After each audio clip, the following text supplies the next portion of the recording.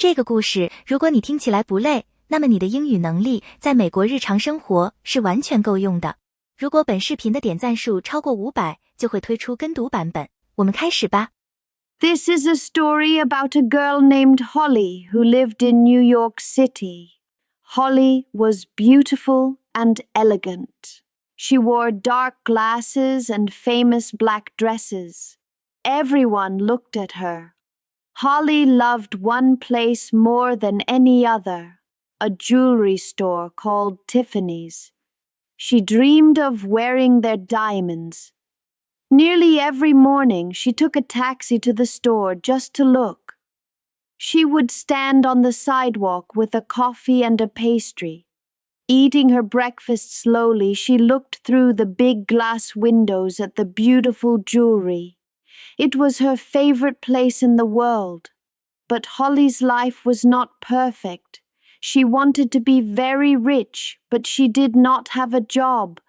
Her plan was to find a rich man to marry. She went on dates with many men. If a man was not rich, she would take small gifts, like money for taxi fare, and then say goodbye. She would not see them again. One day, an angry man came to her door. "You took money from me," he shouted. He banged on the door again and again. Instead of answering, Holly simply closed the door in his face. A neighbor upstairs heard the noise. He was a Japanese photographer. He shouted, "Be quiet, or I will call the police." The angry man heard this and finally left. That same day, a new person moved into the building. His name was Paul. He was a writer. Paul moved into the small apartment above Holly. He did not have much money. A rich, older woman helped him. She paid for his apartment and gave him money. Paul was not happy about this, but he needed the help. He wanted to be a real writer. Paul did not have a key to the building's front door. The landlord forgot to give him one. He stood in the hallway and rang Holly's bell. It was late, and Holly was sleeping. The bell woke her up. She put on a sleep mask. She went down and opened the door. "I am sorry," Paul said. "I am your new neighbor. My name is Paul. Can I use your telephone?" Holly looked at him. He was handsome and had a kind face. She said, "Okay, come on up." Paul followed her into the strange apartment. It was messy. There were boxes everywhere. A sofa was made from an old bathtub cut in half. The telephone was hidden inside a suitcase. "I hide it," Holly explained. "Men call me all the time. I need some quiet." A yellow cat jumped onto Paul's shoulder. This surprised him. "That is my cat," Holly said. "I just call him Cat. I found him on the street. We do not belong to each other. We are independent." She gave the cat a dish of milk. Holly liked to talk. She sat down and told Paul about her life. "Sometimes," she said, "I feel very bad. I feel afraid, but I do not know why." "What do you do when you get them?" Paul asked. "I get in a taxi and go to Tiffany's," she said. "The jewelry store?" "Yes. It is so quiet and peaceful there. The salesmen are very polite.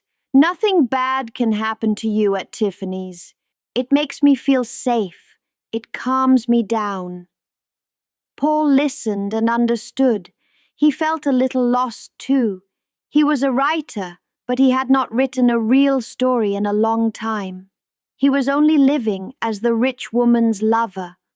Holly had a secret job. Every Thursday she put on her best clothes. She went to a prison called Sing Sing. She visited an old man named Sally Tomato. Holly thought he was a cute old man, but Sally was actually a dangerous boss in a criminal group. Holly did not know this. She just knew he paid her $100 every week for a simple visit. The job was very easy. Sally told her a weather report. It sounded like nonsense. There will be snow in New Orleans this weekend, he would say. Then Holly told this message to another man, a lawyer, outside the prison. She got her money and left. Paul thought this was very strange. Why a weather report? He asked. That sounds like a code. I do not know, Holly said, and I do not care. It is easy money. One day, Holly showed Paul how she got a taxi. They stood on the street. She put 2 fingers in her mouth and whistled. The sound was very loud, like a train. A taxi stopped for her immediately. Paul was impressed. He was waiting for his rich friend. She was bringing his key. When the rich woman arrived, she saw Paul talking with Holly. Holly looked beautiful. The rich woman was not happy. Holly saw the woman touch Paul's face. She understood the situation. Paul felt awkward. He lied. She is my designer. She helps me with my apartment. Holly smiled. She knew he was lying. Of course, she said. She got in her taxi and left. That night, Paul was with the rich woman. They were saying goodbye at his door. Suddenly, he heard a noise at his window. It was Holly. She was on the fire escape. "Let me in, quick," she whispered. Paul was embarrassed. He let her in. "A man is trying to get into my apartment," she explained. "He was very drunk." The rich woman looked at Holly, then looked at Paul. She was not pleased. The rich woman was leaving. She left $300 on Paul's table. Holly saw the money. She looked at the money, then at Paul. $300 is very generous, she said. Paul felt ashamed. His secret was out.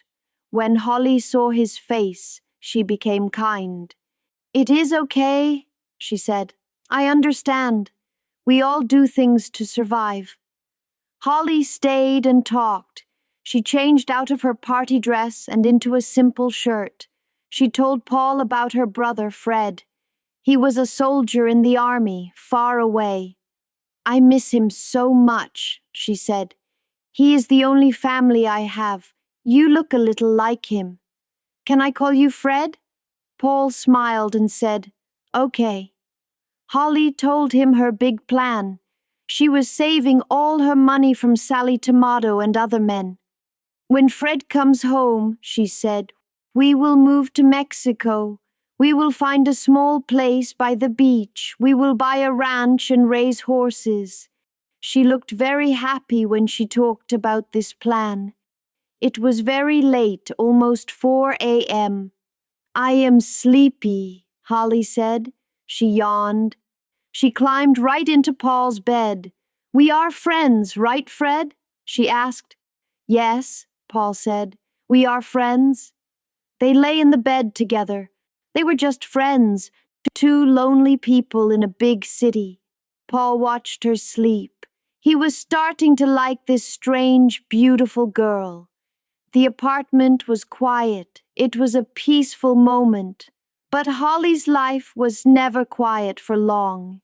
The next week, Holly held a party. Paul was in his room, trying to write. Holly slid a note under his door. It said, "Please come to my party." He went downstairs. The apartment was full of people. The music was very loud. People were talking and laughing and dancing. Paul felt lost. He did not know anyone. He stood in a corner and watched. Holly looked beautiful in a black dress. She was the center of the party. She was smoking, laughing, and waving her cigarette.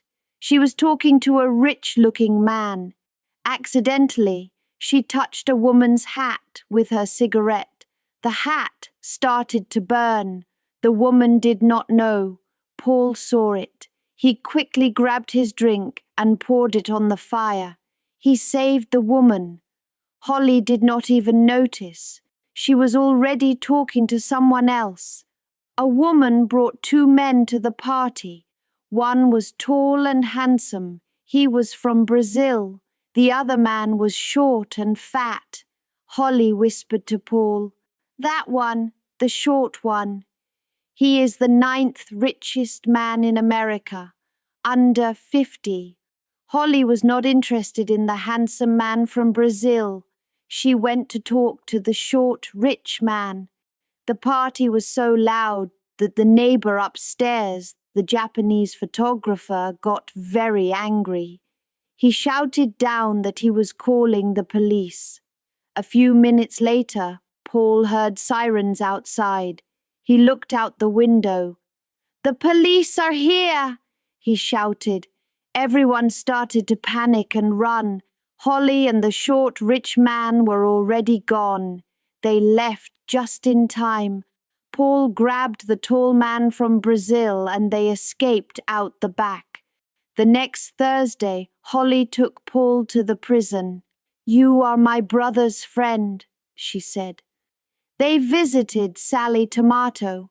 Paul felt a little strange. Sally was an old man in prison, but Holly acted like he was a kind grandfather. When they left, Sally gave Holly another weather report. Snow flurries expected in New Orleans. "That's strange," Holly said. "It never snows there." Paul felt sure it was a code, but Holly did not care. One afternoon, Paul was in his room. He was sitting at his typewriter, trying to write. He heard a soft, beautiful song. He looked out his window. Holly was sitting on her fire escape. She was playing a guitar.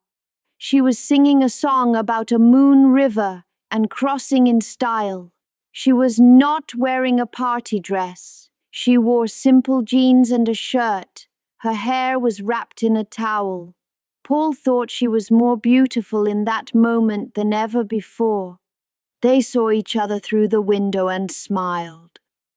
Later, the rich woman came to Paul's apartment. She looked very nervous. "There is a man outside," she said. "He is watching the building.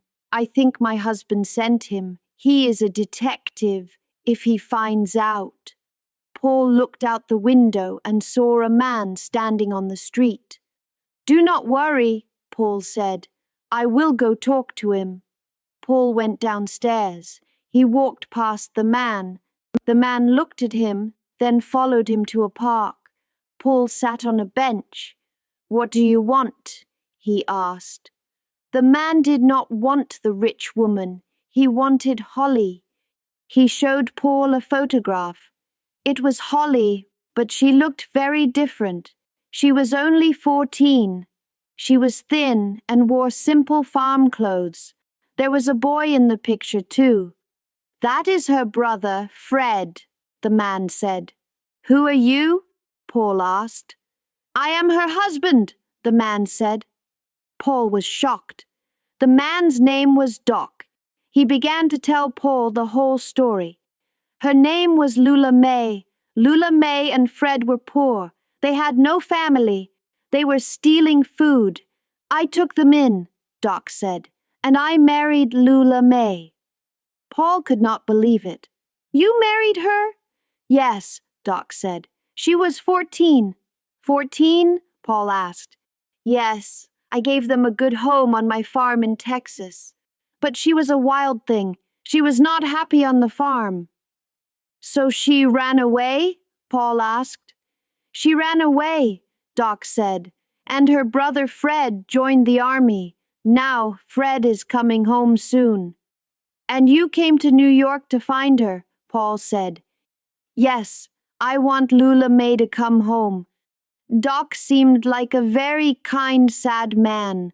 Paul felt sorry for Doc. He brought Doc to Holly's apartment building. He rang the bell. Holly came down. She was dressed up for a date. When she opened the door, she saw Doc. She was surprised, but she was not angry. She was kind and gentle. "Hello, Doc," she said. "Lula May," he said, "please come home. Fred is coming back." Holly shook her head. I am not Lula May anymore, she said softly. I am Holly. You know I want more. I cannot go back. Paul took Holly and Doc to the bus station. Holly was sending Doc on the bus back to the farm. Doc was very sad. I love you, Lula May, he said. I know, Holly said. That is the problem. She explained to Paul, he is a good man. But you cannot love a wild thing. The more you love it, the stronger it gets. Soon it runs to the woods, or it flies to a tree. You must let it go. I am a wild thing. Doc got on the bus. He was very, very sad. Holly was sad for a moment. Then she turned to Paul. Fred, she said to Paul, take me to a bar. I need a drink. At the bar, Holly talked about her plans. Doc is gone. The rich man is married. Maybe I should marry Sally Tomato. He is in prison, Paul said. He will get out, Holly said. And he is rich. Paul get angry. You cannot marry a man for money. You cannot just throw your life away. They went back to the apartment and Holly was angry too. She took $50 from her purse and gave it to Paul. This is for your time, she said, for listening to my problems. Paul was deeply insulted. She was treating him like one of her customers. I do not want your money, he said. Paul went back to his room. He felt angry and sad. He felt like he had lost her. He did not know that the next day would change everything. The next day, Paul got a letter. A publisher bought one of his stories. They sent him a check for $50. It was not much, but it was his money. He earned it by writing. He was so happy. He ran to tell Holly. When he got to her door, he saw a newspaper. The headline said, Rich man marries rich woman. Paul thought, oh no, Holly will be so sad. He knocked. Holly opened the door and she was laughing. Did you see? She said. The 9th richest man is married, and I am so lucky. The newspaper says he has no money. He is in debt. Paul was confused by her logic. He showed her his $50 check. Holly was very happy for him. Fred, that is wonderful. We must celebrate. Today is a good day, Paul said. Let's do something we have never done before, Holly said. What? I do not know. Let's go. They walked down the street holding hands. Paul felt wonderful and happy. They went to Tiffany's. Holly always looked in the window, but today they went inside. It was beautiful, quiet, and clean. Paul wanted to buy her a gift. Holly knew Paul did not have much money. Fred, she said, I will only take a gift if it costs less than $10. Paul smiled. He understood. What can I buy for $10? Paul asked the salesman. The salesman was very polite. He showed them a silver telephone dialer. Paul thought, this is not very romantic. He looked at other things. They were all too expensive. Paul remembered a small ring. He got it from a box of snacks when he was with Doc. Can you engrave this ring? Paul asked. The salesman looked at the cheap ring. Engrave it? He asked. Yes, Paul said. It is for her. Holly looked nervous. Is that okay? She asked the salesman. It is not a real Tiffany's ring. The salesman smiled. Yes, madam, we can. What letters should we put on it? Paul looked at Holly. Let's put Holly, he said. Holly was very happy. No one had ever given her a gift from Tiffany's. Next, they went to the public library. Holly had never been inside. She was very loud. Paul looked for his book. It was a book of short stories. Holly found it. She was so excited. She took the book to the librarian. "This man is the writer," she said proudly. The librarian just said, "Shh, be quiet. This is a library." Next, they went to a small store. "Have you ever stolen anything?" Holly asked. "No," Paul said. "It is fun. Let's steal something," she said. Paul was nervous, but he was also excited. They looked around. They saw some funny animal masks, a cat and a dog. They quietly put the masks on their faces. Then they laughed and ran out of the store. They ran all the way back to their apartment. They were out of breath, laughing like children. It was the happiest day of their lives. Paul looked at Holly. She was still wearing the mask. He was in love with her. He leaned in and they kissed. It was a real kiss. It was a perfect kiss. That day Paul changed. He went to the rich woman. "I cannot see you anymore," he told her. She was sad but understood. "You found someone," she said. "Yes," Paul said. She offered him a check for $1,000. "No," Paul said. "I do not want your money." He left. He was free. Paul went to Tiffany's and got the ring. He went to find Holly. He found her at the library. She was reading. She was not happy to see him.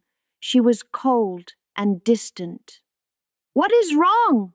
Paul said. "I am going to marry the man from Brazil," she said. "The one from the party?" "Yes, he is rich, he is handsome.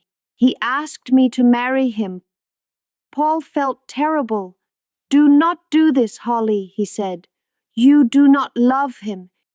"You cannot tell me what to do," she said. "Holly, I love you. I'm not like those men at the party." Paul was angry and sad. Holly just stared at him. She looked scared. Paul felt defeated. He shook his head and walked out of the library. Sometime later, Paul heard a terrible noise. It was coming from Holly's apartment. He ran down. Holly was with the man from Brazil. She was holding a letter. She was screaming. She was destroying the apartment. She threw glasses. She broke a chair. She cut the furniture with a knife. Feathers from the pillows were flying everywhere like snow. "What happened?" Paul asked the Brazilian. He showed him the letter. It was a telegram. Paul read the words. "Holly's brother, Fred, is dead. He died in the war." Holly fell to the floor crying. Paul held her in his arms. Sometime later, Holly moved in with the man from Brazil. One day, Paul visited them. Holly was very different. She was quiet. She was knitting. She was learning Portuguese from a record. "I am very happy," she said. "I am going to be a good wife." She was cooking dinner. She was making a special dish from Brazil. Suddenly, the pressure cooker on the stove exploded. Corn went everywhere. Holly was not good at this new life. Paul and Holly went out to eat. When they returned to the Brazilian's apartment, 2 police officers were waiting. "Holly, you are under arrest," they said. "What?" "It is because of Sally Tomato," one of the officers said. Holly had been helping a criminal group. The weather reports were not about weather. They were secret messages for his drug business. The police took her away. Paul called a friend and got money. He got Holly out of jail the next day. They got in a taxi. It started to rain. He brought her clothes and her cat. He also had a letter. "It is from the man from Brazil," Paul said. Holly was afraid to read it. You read it, she said. Paul read the letter. The man from Brazil was leaving. He could not marry a woman who was in a public scandal. It was bad for his family's name. He was flying to Brazil, alone. Holly was strangely calm. I am still going to Brazil, she said. What are you talking about? Paul said. The Brazilian is gone. I do not need him, Holly said. I will find another rich man. Brazil is full of rich men. He was not even the richest. Paul could not believe what she was saying. I love you, Holly, he said. So what? She said. Love does not buy food. She was holding Cat. I am tired of this cat, she said. I am tired of things that need me. I am to be free. She opened the taxi door and pushed Cat out into the rainy street. Stop the car, Paul shouted. He got out of the car and stood in the rain. Paul was furious. This was the moment for him to speak. You are afraid, he shouted. You have no guts. You are afraid to stop and say, life is real. People do belong to each other, because that is the only chance anybody has for real happiness. You call yourself a free spirit. You call yourself a wild thing, but you are just scared. You are living in a cage. You built it yourself. Paul took the ring from his pocket, the ring from Tiffany's. Here, he said. He threw the ring on her lap. He left. Holly sat alone in the taxi. The ring was on her lap. Holly slowly picked it up and looked at the engraving.